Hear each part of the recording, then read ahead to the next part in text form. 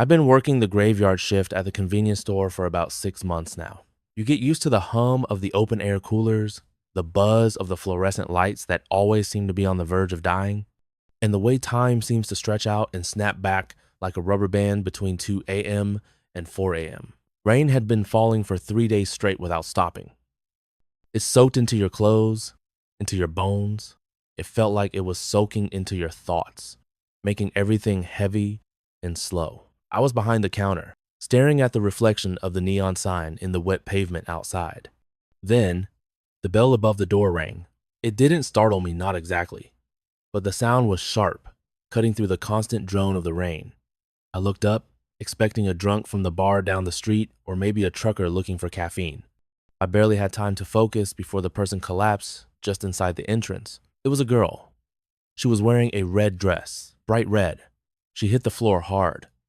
Wet hair plastered to her face, her whole body shaking violently. It looked like she had just crawled out of a freezing river. I hesitated for a second, just a second, wondering if this was some kind of setup. But she looked so small, so broken. I ran around the counter.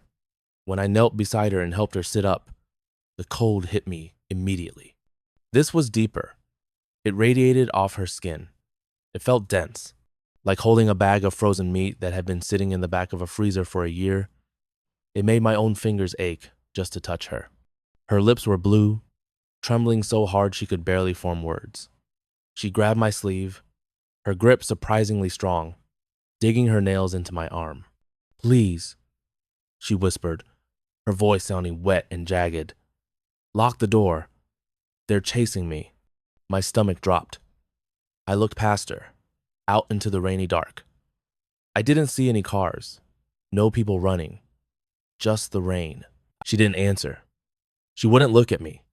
She just kept staring at the glass double doors behind me, her eyes wide and unblinking, as if something might come bursting through them at any second. I didn't lock the door, store policy, but I helped her up. I brought her to the back of the store, near the break area, and sat her down on a crate. I handed her a warm cup of coffee from the pot I brewed an hour ago. She wrapped her hands around it, but the shaking didn't stop. I tried to calm her down. I told her she was safe. I even offered to call the police. When I said the word police, she froze. She looked up at me, and that's when she said something that made my stomach tighten into a knot. "They can't help," she whispered. "Why not?" I asked.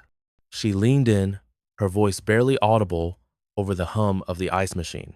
"Because she looks exactly like me." I opened my mouth to ask what that meant, a twin, a stalker, but before I could get the words out, I heard it, knocking. It wasn't a frantic pounding. It wasn't the sound of someone running for their life. It was slow, heavy, thud, thud, thud, confident. I told the girl to stay put. I walked back to the front of the store, my footsteps squeaking on the wet linoleum.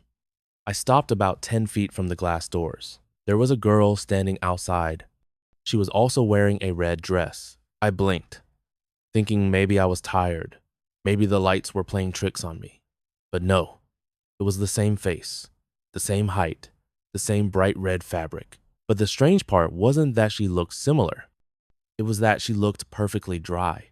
It was pouring rain out there. The parking lot was flooding, but her hair was neat, resting perfectly on her shoulders. Her shoes were clean. She stood under a black umbrella, holding it perfectly straight, calmly staring right at me through the glass. Her expression was blank, not angry, not scared, just waiting. She mouthed the words, her voice muffled by the glass, but clear enough to understand. "Open the door." I shook my head. I pointed to the closed sign, even though we were 24 hours. I lied. I told her the store was closing for maintenance. I told her to come back in the morning. She didn't even blink. She didn't look at the sign. She looked right into my eyes. "The one inside," she said slowly, her voice flat and monotone, "is not human." I laughed. It was a nervous, dry laugh. The kind you use when someone is clearly unstable and you don't want to provoke them. I thought, great, domestic dispute, crazy twins, drama I don't need. I backed away from the door. I turned around to check on the girl in the back. the one who was shivering and terrified. She was sitting exactly where I left her, hugging the warm cup with both hands. Milk and coffee had spilled down her chin, dripping onto her dress. She looked miserable. She looked pathetic. She looked real, alive. I remember thinking, there's no way she's the problem. The one outside is the creep. The one outside is the one who isn't wet in a rainstorm. That's when my boss finally spoke. I had almost forgotten he was there. He usually sits in the back office or behind the counter, watching anime on his phone, ignoring everything. He's a weird guy, never talks much, wears sunglasses inside at night. He had been leaning against the counter the whole time, quiet, watching the girl in the back. He asked me, "How long have you been working here, kid?" I frowned, confused by the question. 6 months. Why? 6 months, he repeated. Then why do you still only see what you want to see? I gestured to the shivering girl. She's scared, I said, keeping my voice low so she wouldn't hear. Her hands were freezing when I picked her up. She needs help. He looked at me like I just said something incredibly stupid. He took a sip of his energy drink and lowered his sunglasses just an inch. Her hands are cold, he said matter-of-factly, because bodies don't produce heat after death. I stared at him. The hum of the fridge seemed to get louder. What? Stop messing around. She's hypothermic. Look at her, he said. She's shaking. Yeah, because she's cold. He shook his head slowly. No, that's not shivering. That's rigor mortis setting in. She's trying very hard to control a body that doesn't belong to her. I felt my mouth go dry. I looked back at the girl. She was still rocking back and forth, the coffee cup rattling against her teeth. Was she shivering? Or were her muscles just twitching? In this store, my boss continued, his voice dropping an octave, only the living need protection. Then he asked me a question I'll never forget.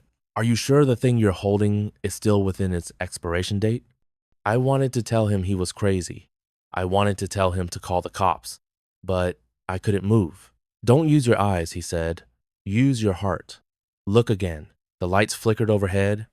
A low buzz filled the room. Everything went quiet. The rain outside seemed to mute itself. The only thing I could hear was the sound of my own heartbeat thumping in my ears like a drum. I turned slowly. I didn't look directly at the girl. I looked at the security mirror, the convex one mounted in the corner of the ceiling. And that's when I saw it. In the reflection, the store looked the same. The aisles, the floor, the counter. But the girl, behind my reflection, wrapped in that same red dress, was a corpse. It wasn't a girl anymore. It was a bloated, gray thing. The skin around its neck was stitched together in a crude, uneven line, like cheap fabric pulled too tight. The shaking wasn't from cold. It was the jerky, unnatural movement of dead nerves misfiring. Milk leaked from its slack mouth, soaking into gray, bloated flesh that looked like wet dough. The thing I had been comforting, the thing I had held, was dead. It had been dead for a long time. I must have made a sound, a gasp, maybe. The thing stopped shaking. Slowly, she turned her head to look at me. She smiled, but it wasn't a smile. It was just the skin stretching over teeth that looked too long. Ah, she said. Her voice wasn't wet anymore.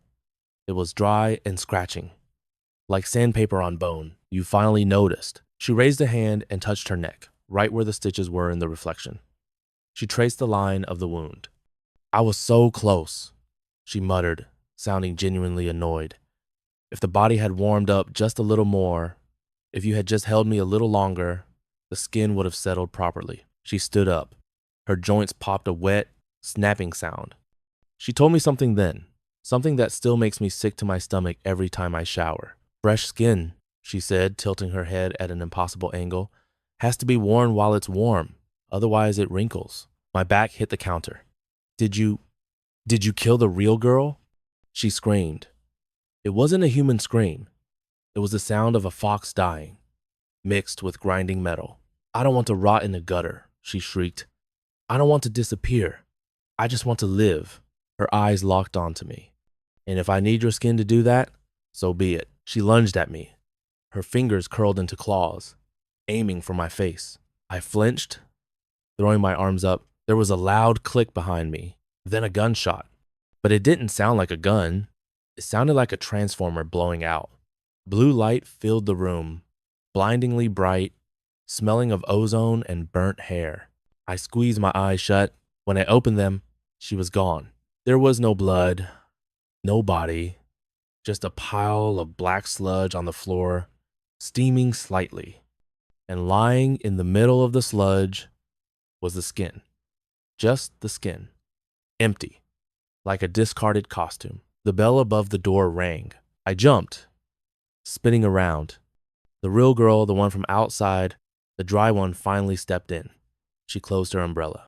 She walked past me, not even glancing at my boss, who was already back to playing on his phone like nothing happened. She walked up to the pile on the floor. She picked up the skin carefully, tenderly, like it was fine silk that might crumble. I stood there, shaking, my brain trying to process what I was seeing. I'm sorry, I stammered. I almost forced you back into the rain. I thought. She looked at me. She smiled faintly. It was a sad smile. Anyone would have done the same, she said softly. She could cry. She could pretend to feel pain. She felt real. Then she looked down at her own hands. They were pale, translucent. I can't feel anything at all, she whispered. I didn't know what to do. My hand was still holding the warm cup of coffee I had tried to give the monster. I held it out to her. Here. She looked at it. She reached out and wrapped her fingers around the cup. Her hand passed slightly through the ceramic, but she held it there, hovering. She closed her eyes. It feels warm, she said. She opened her eyes and looked at me. Thank you. You're a good clerk. Then she began to fade. Not all at once, just becoming less there, like a photograph left in the sun too long. Within seconds, she was gone. The cup dropped to the floor and shattered. The store was quiet again. My boss looked up from his phone. Clean up the mess, he said, and the coffee cup comes out of your paycheck. The rain outside never stopped. I'm still working the night shift, but I don't look at the reflections in the glass anymore. That was the night I learned something important. Some monsters don't look scary at all. They cry and they shake and they beg for help. And sometimes the thing that looks most alive is already dead.